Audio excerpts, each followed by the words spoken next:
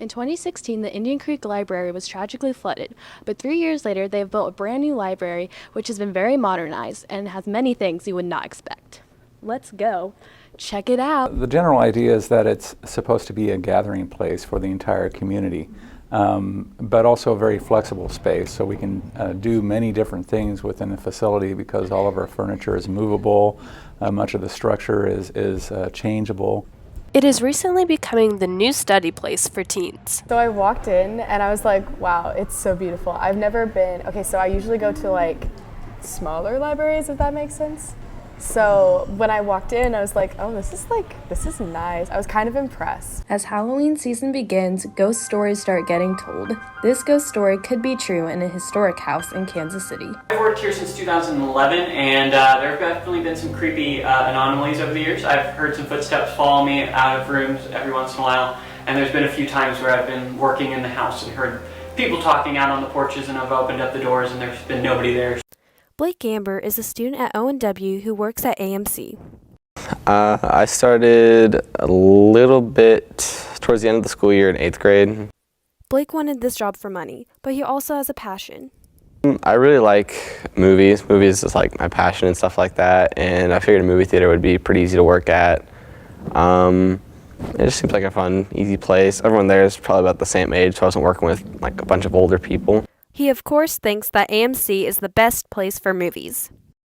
AMC's great, and like there's better AMCs than our AMC, but overall I think AMC is probably the best. Melina Johnson was just 9 years old when she had to go through something no kid should ever have to go through, having her kidneys fail.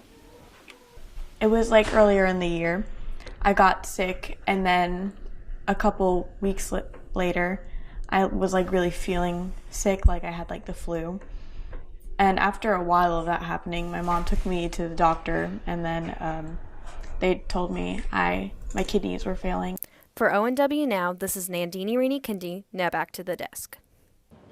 Hey Ravens, I'm Nandini Rainikindi, here to bring you the latest news you may have missed. Let's get into it. On today's show, we preview theater's production of The Music Man. Plus, we have a story on one local cheer team bringing smiles to kids in our area. And we'll take a look back at our fall sports season with the team recap. We've got a great show for you guys today, so let's jump right into it. This weekend, ONW Theater will be putting on a production of The Music Man. Let's take it to Ethan Moore for a sneak peek. Today we'll be bringing you the latest from Raven Athletics, as well as a tribute to NBA legend Kobe Bryant. The Raven Bowlers were back on the lanes yesterday and almost had a clean sweep. First place for varsity boys and both JV teams, and second place to varsity girls. With a special congrats to Zach Rawlings, Riley Johannes, Spencer Giffen, Carla Coker, and Leigh Garrett for winning high individual scores. And a special congrats to Carla Coker for getting her first 600 series of her high school career.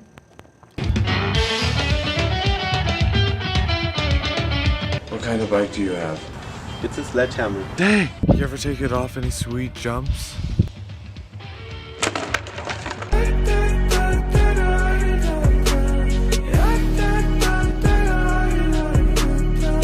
Young, dumb, broke, high school.